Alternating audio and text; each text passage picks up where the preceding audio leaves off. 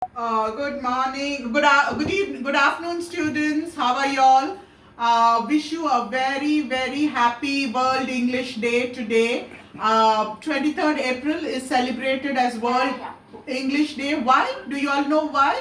All the students mute yourselves, ma. Everybody mute yourselves. Arindam, yeah, because otherwise, a voice will carry and then you won't be able to hear him.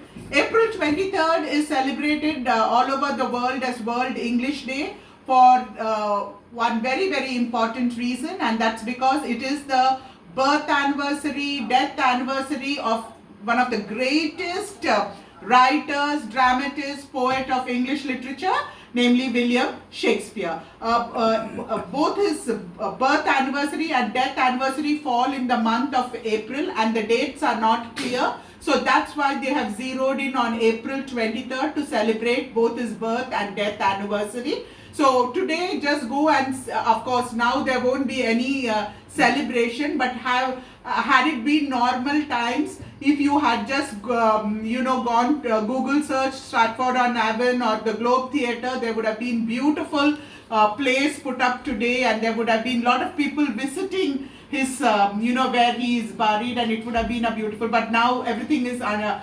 lockdown. And we had also planned to celebrate Shakespeare Week this time. Movies, you remember your second year, so last year we showed movies, we had a quiz, and this year we were planning to invite and have an exhibition and all. Unfortunately, we are not able to do all that, but maybe once everything normalizes, we will do it. So a very, very happy World English Day. Remember, it is always 23rd April, and celebrating the greatest writer, William Shakespeare. It's his birth and death anniversary. Now we are, let's come back to our lesson. We are on Unit 10, which is our last unit, and we are on Lesson 2, which is vocabulary, and today we will be doing appropriacy. What is appropriacy? Appropriacy is using the right word in the right context. Okay? Now, you can, language... learning language is one thing. When you're learning language, you can learn vocabulary, which is the words. You can learn the structure, which is grammar. But another very important thing is learning to use the words and expressions to suit the right context. And if you don't use the correct word in the correct context, then the whole communication can fail. For example, in the English department, there is Anita madam, Bangla madam, and Suchitra madam. You have 3 madams, okay?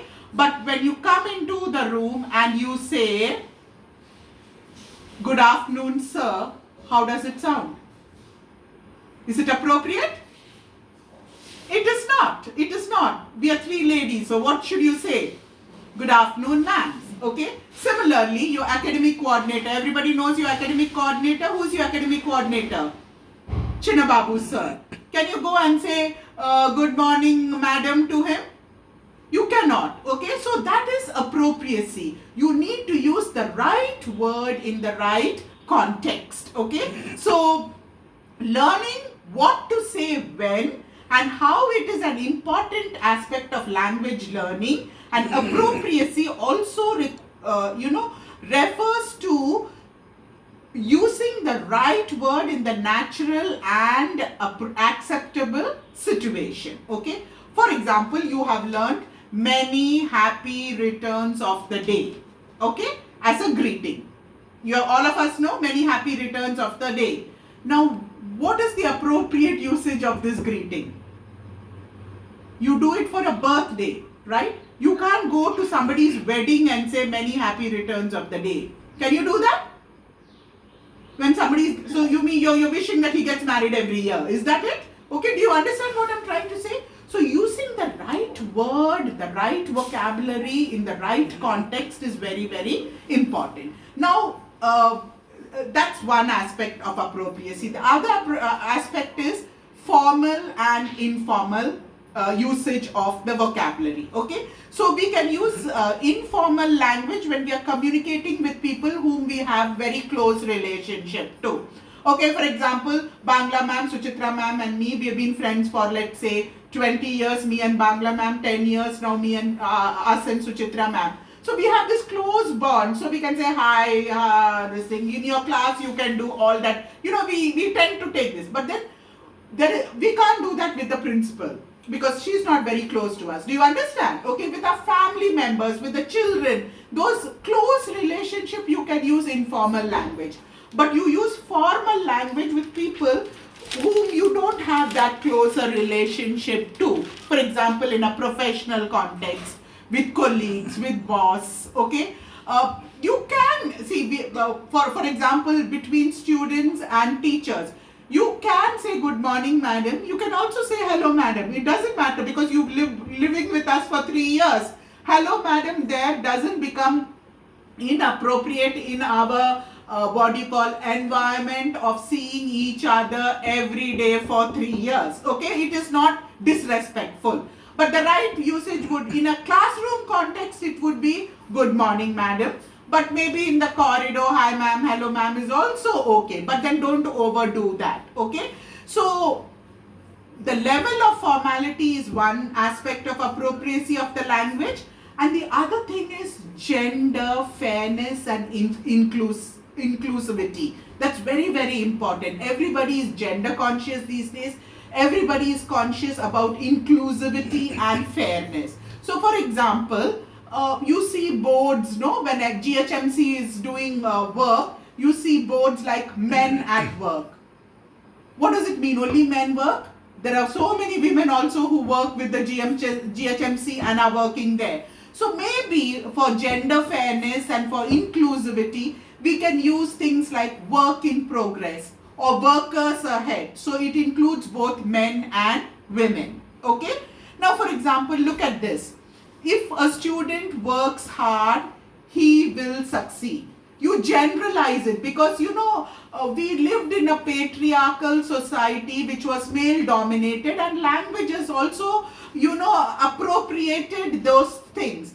But now in the 20th and now we are in the 21st century, we have to be very careful about inclusivity, gender fairness and things like that. Okay, so we have to use appropriate words. So for example, a sentence like if a student works hard, he will succeed is not correct in today's context, because feminists would rise up in arms. I will be offended. Why? Only boys can be students. What about all my girls? What about Aishwarya? What about all the other girls in class? Or if student, here when I say he, where is the she? So a better way of doing that would be, if a student works hard, he or she will succeed. So do you see gender fairness there? Do you see inclusivity there? So it started in the 20th century, and now in the 21st century we must be very, very careful about two things: using the right word, the right language in the right context, appropriacy; formal, informal, that is the next language, that is the next thing, and also take into consideration gender fairness and inclusivity while we are talking or while we are communicating. Is it clear, students? This is appropriacy. Let's move to exercise 1. Exercise 1 is identify the formal and informal ways of greeting among the following. So I will read, there are 10 bits here. I will read out the greeting and you have to tell whether it is a formal greeting or informal greeting. What is informal? Informal languages, when you will use it to people whom you are familiar with, whom you are close with, your relatives, your classmates, your peers. And formal languages, when you maintain that social distance, okay, or political distance, whatever it is, that they are superior to you, not superior in the sense with money or thing, in position. So it could be a boss, it could be a colleague. So shall we do it? The first one, exercise 1, identify the formal and informal ways of greeting among the following. The first one, you can unmute yourself so you can give me the answers. Number 1, how are you? Is it formal or informal? Unmute yourself. Informal. How are you? Informal. Think again. Formal. Formal. How are you is formal. Okay. The next one. Good to see you. Good to see you. Think, students. Good to see you. Will your teacher say good to see you? Informal. Good to see you is informal. Okay. You will talk to your friends. Say good to see you, Ra. That kind of thing. The next one, third one. How are things? Formal or informal? Informal. Very good. Informal. Informal. Okay. Just think of the context that you will use it in and see if it is informal or formal before you answer. Fourth one. How are you doing? Formal. Very good. Formal. How are you doing is formal. 5. How is everything? Informal. Informal. Very good. How is everything? That is how you would talk to your parents or your mother. How is everything? How was everything today in college? Or you will tell your friend, ask your friends, how is everything going on? Okay. So that is how. And now we are going to the next one. What's up? What's up? Informal. Informal. You have the group itself, WhatsApp, that came from the informal. What is up became what's up, and then the app came WhatsApp. Okay, that's the what is up became WhatsApp, then it became WhatsApp. That's how that development happened. So WhatsApp is informal, and then the 8th one, how is life? Informal. Informal. Very good. How is life is informal. 9. How have you been keeping? Informal. Formal. How have you been keeping? Okay, you don't tell your friends, how have you been keeping? What will you tell your friends? How are you, da? Like that. Things like that. How are things would be informal. How have you been keeping? Look at the grammatical construction of it also, ma. Okay, so then you will know that whether it is formal or informal. How have you been keeping is formal. And the last one, I trust that everything is well. Informal. I trust that everything is well. Formal. Formal. Very good. Look at the way it is constructed. You don't tell your friends, I trust everything is well. It is something that somebody who is not very close to you would say, I trust everything is well. Did you understand how it is done?